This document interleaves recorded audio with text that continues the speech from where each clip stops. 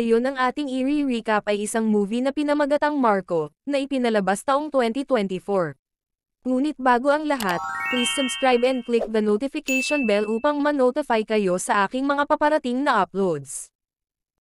Nagsimula ang kwento sa pamamagitan ng pagpapakilala sa isang bulag na binata na nagngangalang Victor, na nanunood ng isang pagtatanghal sa Fight Club, kasama ang kanyang pinsan na si Wasim.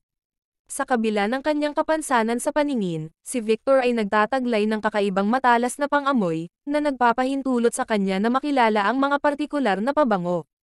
Pagkatapos ng palabas, habang naghahanda silang umalis, isang hindi inaasahang trahedya ang nangyari. Si Wasim ay biglang nawala, at natagpuan na lamang itong nakahiga na patay sa lupa. Ang pagpatay sa kanya ay gawa ng isang gang, na pinamumunuan ng isang lalaking nagngangalang Russell. Sa kanyang matalas na pang-amoy, mabilis na nalaman ni Victor ang presensya ni Russell, sa pamamagitan ng pamilyar na amoy ng kanyang cologne. Gayunpaman, nang napagtanto na si Victor ay bulag, pinili ni Russell na iligtas ang kanyang buhay at huwag siyang sasaktan, o gumawa ng anumang karagdagang aksyon laban sa kanya. Kinabukasan, dumalo si Victor sa funeral ni Wasim, kahit na iba ang kanyang pananampalataya. Kabilang sa mga nagdadalamati ay si Russell, kung saan hindi maiiwasan na hindi niya mapansin ang presensya nito. Ang kakaibang bango ng kanyang cologne ay agad na nag-alerto kay Victor, na nagudyok sa kanya na lumabas. Tinawagan niya ang kanyang kasintahang si Isha, na naglalayong ibunyag ang pagkakakilanlan ng pumatay kay Wasim. Sa kasamaang palad, mabilis na nahuli ni Russell si Victor, at sinamantala ang pagkakataong dukutin siya.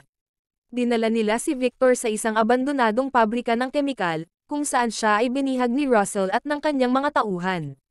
Nang tumanggi si Victor na manahimik tungkol sa kanyang nalalaman, sinakal siya ni Russell bago siya ihagis sa isang vat ng acid, na siyang nagtapos sa kanyang buhay. Samantala, sa ibang bahagi ng lungsod, isang kilalang boss ng mafia na nagngangalang Tony, ang nagsagawa ng negosyo gamit ang kamay na bakal, at kilala sa kanyang kalupitan.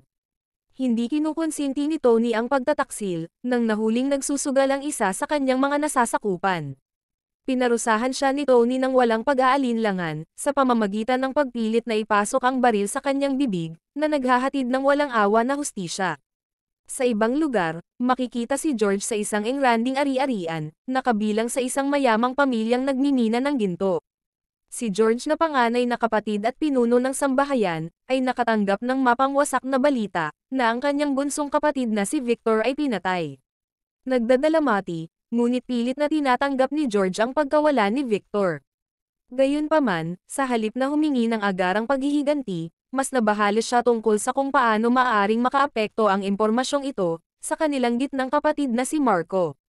Si Marco ay isang lalaking kilala sa kanyang hindi mapigilan na galit, at marahas na kalikasan. Mabuti na lang at si Marco ay kasalukuyang nasa ibang bansa, dahil nag-aaral ng mas mataas na edukasyon, na nag-iwas sa pamilya mula sa isang agarang krisis. Habang inutusan ni George ang kanyang mga tauhan na panatilihing lihim ang pagkamatay ni Victor, ang kanyang mga batang pamangkin ay nagtipon sa malapit, at nagsasalita ng paghanga kay Marco. Para sa kanila, si Marco ay isang bayani, isang mabangis na tagapagtanggol ng pamilya. Ang kanilang talakayan ay napunta sa huling beses na gumawa ng mga headline si Marco, bago umalis para sa kanyang pag-aaral. Isang araw noong isang taon, isang nakakakilabot na insidente ang naganap.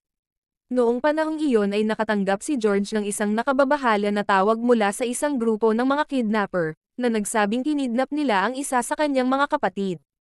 Humingi sila ng 4 na kilo ng gold bars, kapalit ng kanyang ligtas na pagbabalik. Sa takot sa buhay ni Victor, nagmadali si George upang kumpirmahin ang kanyang kinaroroonan. Sa sandaling matiyak na nasa bahay si Victor, napagtanto ni George na ang mga kidnapper ay nakagawa ng isang malaking pagkakamali. Napag-alaman na ang kapatid nilang si Marco ang siyang nakidnap, hindi alam ang tunay na pagkatao nito. Pagkaraan ng ilang sandali, ang mga kidnapper ay agad na sinalubong ng takot.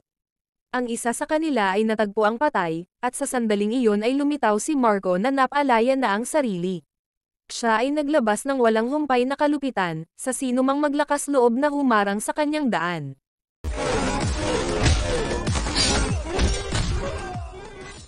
Sa kasalukuyan, sa talumpati ni George sa simbahan para sa pangwakas na pagpupugay kay Victor, ang buong madla ay biglang nagulat sa pagdating ni Marco, nakakauwi lang galing abroad. Kabilang sa mga bisita ay si Tony, isang business partner ni George. Sa harap ng lahat, buong tapang na idineklara ni Marco na hahabulin niya ang mga responsable sa pagpatay kay Victor, at paliliguan sila sa sarili nilang dugo. Ang kanyang brutal na pahayag ay ikinagulat ng marami, kabilang na si George na ikinahiya ang walang ingat na pag-uugali ni Marco. Hiniling ni George na lumayo si Marco sa usapin, at huwag makialam sa investigasyon sa pagpatay ng kanilang bunsong kapatid. Gayunpaman, kung iniisip ni George na labis ang reaksyon ni Marco, siya ay nagkakamali. Ang ugnayan sa pagitan ni Marco at Victor ay higit na matatag kaysa sa kanilang iba pang mga kapatid, kaya lubos na nauunawaan ang galit ni Marco sa pagkamatay ni Victor. Nang maglaon sa bahay ni George, isang pulong ang ginanap sa kanyang mga kasosyo sa negosyo, kasama si Tony. Nakiusap si George para sa kanilang kooperasyon sa pag-iimbestiga sa pagpatay kay Victor.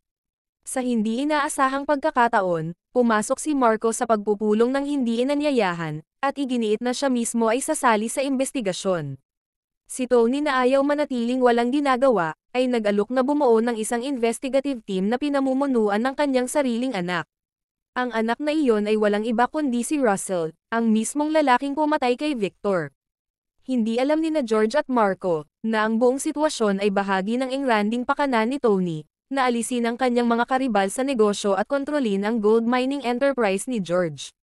Ang isa sa mga kasosyo sa negosyo ni George ay tutol sa paglahok ni Marco, sa takot na ang kanyang walang ingat na pagkatao ay magpalala sa sitwasyon. Gayunpaman, hindi nag-aksaya ng oras si Marco, at permanenteng pinatahimik ang lalaki. Ang kanyang mga aksyon ay ginawa ang buong silid na nakatulala sa katahimikan. Pagkatapos ng pagpupulong, nagsimulang gumawa sina Tony at Russell ng bagong plano, na dayain pareho sina Marco at George. Ang kanilang diskarte ay gamitin ang pagsalakay ni Marco, upang takutin ang mga karibal na may-ari ng negosyo. Ito ay sa pamamagitan ng maling pagbibintang sa kanila ng pagpatay kay Victor, dahil kasama si Russell na nagpapanggap na matulungin, at nag-alok ng escort kay Marco saan man siya magpunta. Sinimulan ni Marco na harapin ang iba't ibang mga may-ari ng negosyo, na inilalagay ang kanilang buhay sa taya, sa kanyang walang humpay na paghahangad ng hustisya. Matapos tanungin ang lahat ng mga pangunahing tauhan sa rehiyon, napunta ang paghahanap ni Marco sa mismong fight club, na dinaluhan ni Victor at Wasim bago ang trahedya. Sa halip na maghanap ng mga pahiwatig tungkol sa pagpatay sa kanyang kapatid, hinamon si Marco ng naghaharing kampyon ng club, isang fighter na matagal nang gustong subukan ang kanyang kakayahan. Walang pag-aalinlangan, tinanggap ni Marco ang hamon at naghanda na lumaban.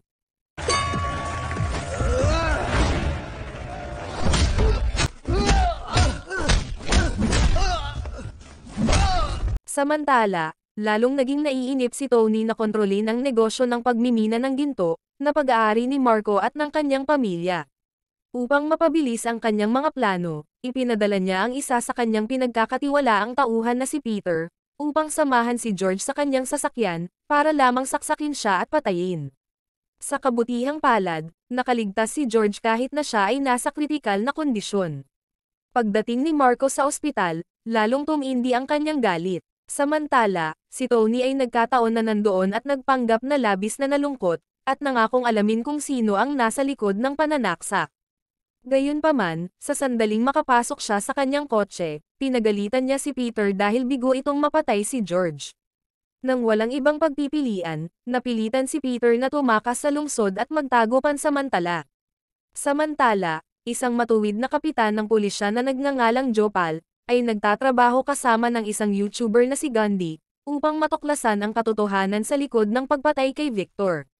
Sa sobrang swerte, hindi sinasadyang naitala ni Gandhi ang footage ng pagpatay ni Russell kay Wasim sa parking lot. Gamit ito bilang kanilang inisyal na ebidensya, nagtakda ang dalawa na mag-imbestiga sa isang drug manufacturing facility, na nalaman na pag-aari ni Tony. Agad na dinala ni Jopal ang ebidensya kasama ang video recording sa kanyang superior, ngunit natuklasan na ang kanyang boss ay isa sa mga associates ni Tony. Nangangahulugan ito na malalaman ni Tony na sinusubukan ni Jopal at Gandhi, na ilantad ang kanyang mga krimen. Walang pag-aalinlangan, inutusan niya si Russell na patayin silang dalawa, para matiyak na wala nang natitirang witness.